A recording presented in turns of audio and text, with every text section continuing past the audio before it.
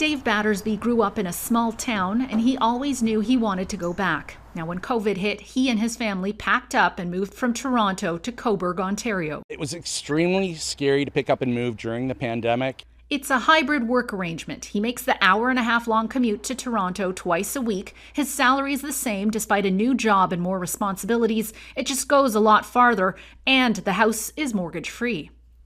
We only had about 1,000 square feet there, and when we moved to about 5,000 square feet. The home we moved to has a pool. The kids have been enjoying it every day since we've moved here throughout the summer months. Now there's data to back the financial advantages of moving to a smaller market.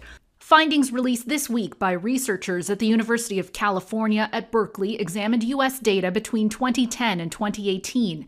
It found that the high cost of housing in big cities erodes the advantage of a bigger salary, meaning you may benefit from more and better amenities in an urban center, but you're typically not getting further ahead financially. Along comes a pandemic and this hard shift to working remotely.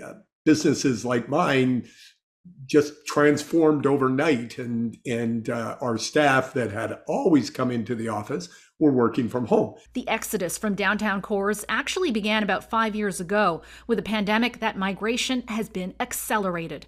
Royal LePage highlights a big pickup in people moving from Ontario to the Atlantic provinces, as well as migration from the lower BC mainland to the northern part of the province and Alberta.